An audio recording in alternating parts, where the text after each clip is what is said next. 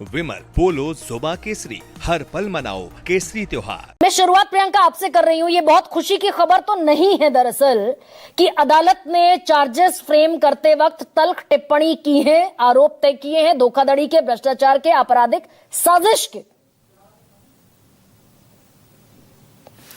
ये जो टाइमिंग है बड़ी इंटरेस्टिंग टाइमिंग है और हमको तो पता था क्योंकि 18 सितंबर को अमित शाह आए थे बिहार, बेगूसराय में बोले थे तेजस्वी यादव को हम इस लायक नहीं छोड़ेंगे कि चुनाव लड़ पाए।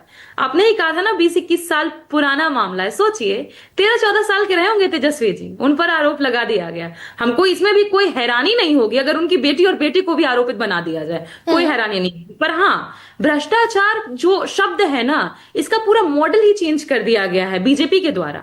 आपने शुरुआत में एक शब्द इस्तेमाल किया वॉशिंग मशीन बीजेपी की, पहले नेशनल हुआ करती थी, यहाँ के नेताओं को धुला करती थी, अब इंटरनेशनल हो गई है। अब तालिबान भी उसमें आता है तो चकाचक होकर निकलता है, ये बीजेपी है। लेकिन हाँ, ये बात कहूंगी कि जब मैं कहती हूँ मॉडल बदल दिया गया, ये हुआ कि पहले भ्रष्टाचार होता था पर अब वो फंड हो जाता है। जैसे PM care fund, PM take care के लिए फंड बनाया गया था, आम गरीब गुरबा लोगों से पैसे लिए गए, लेकिन कहां वो पैसा गया उसके बारे में किसी को कोई इन्फॉर्मेशन प्रियंका, जाऊंगी मैं बीजेपी के भ्रष्टाचार पर, पहले आप अपने भ्रष्टाचार पर आइए ना भाई। ये कोई खुशी की, ये कोई बैज ऑफ ऑनर तो है नहीं कि अदालत ने कह दिया कि सरकारी पद का बेजा इस्तेमाल हुआ, टेंडर की प्रक्रिया में हस्तक्षेप हुआ, इन्वॉल्वमेंट किया गया, बदलाव किया गया, नियम कायदे बदले गए टेंडर के।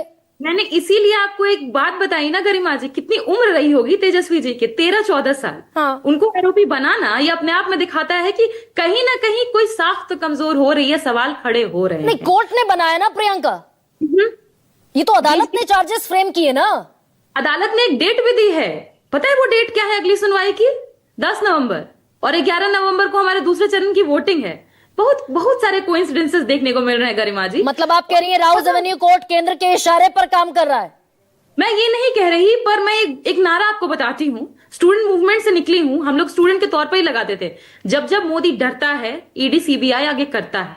तो हमारी लड़ाई तो सिर्फ मोदी जी से नहीं है, ईडी सीबीआई से नहीं है, चुनाव आयोग तक से हो गई। एसआईआर के मामले में तो हमने सबने मिलकर कवर किया इसको। तो हमारा तो लड़ाई बहुत लंबा चलेगा और ये लड़ाई लालू जी, तेजस्वी जी, उनके बच्चे सब लड़ेंगे और हम लड़ते रहेंगे। पर हाँ, जब क्योंकि ये मामला रेलवे से जुड़ा हुआ है गरिमा जी, एक सवाल उठाना चाहूंगी कि लालू जी तो वही रेल मंत्री है ना, जब घाटे में रेलवे था तब उसको 90,000 करोड़ का बेनिफिट दिए, रेल नीर चालू करवाए, गरीब रथ चालू करवाए। नहीं प्रियंका, आज दरअसल डिफेंस मुश्किल है क्या? दूसरी तरफ आज डिफेंस मुश्किल होगा क्या भाई? वही लालू प्रसाद यादव जिन्हें 90,000 करोड़ का फायदा कराने वाले रेल मंत्री के तौर पर तेजस्वी यादव प्रोजेक्ट कर रहे हैं, वो कन्विक्टेड है ना बाकायदा फॉर्डर स्कैम में।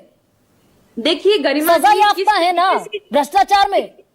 कोई भी कन्विक्शन कैसे आती है गरिमा जी, कन्विक्टेड कैसे आता है? सबूतों के आधार पर जब सीबीआई के ऊपर ही खुद इतने सारे आरोप हैं कि वो लोग एक तरीके से, और मैं नहीं लगा रही हूं, राकेश अस्थाना के ऊपर में उन्हीं सीबीआई के डायरेक्टर ने ही लगाया था आरोप कि मोदी जी के ऑफिशियल्स उनको फोन किया करते थे डाइवर्ट करने के लिए लालू प्रसाद जी का केस। और इसी साल का रिपोर्ट आपको बता रही हूं गरिमा जी, 1 जनवरी से लेके 30 जून के बीच में इसी ईडी ने 5,892 केसेस फाइल की, 0.1% कन्विक्शन रहा उनका। सिर्फ ये तो सीबीआई का मामला है, आप ईडी का डेटा बता रही हैं, ये तो सीबीआई का मामला। और पहली सजा मैंने अभी थोड़ी देर पहले ये डेटा दिया दर्शकों को, फॉर्डर स्कैम में पहली सजा तो अक्टूबर 2013 में हुई थी।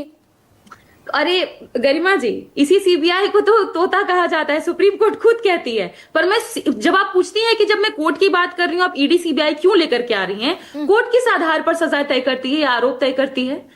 सबूतों के आधार पर ना। अब जो सबूत ही लेकर के आ रहे हैं, सबूतों के साथ क्या क्या कर रहे हैं या नहीं कर रहे हैं और किस तरह से छानबीन कर रहे हैं, ये भी तो इंटरेस्टिंग हो जाता है। पर एक बात तो सवाल ना इंटरेस्टिंग ये भी तो है प्रियंका कि जो भ्रष्टाचार का जन्न बोतल से चुनावी मौसम में बाहर आया है, ऑलरेडी आपके ऊपर टैगिंग है भ्रष्टाचारी पार्टी होने की गरिमा जी, और अब तो तेजस्वी यादव पर भी चार्जेस फ्रेम हो गए।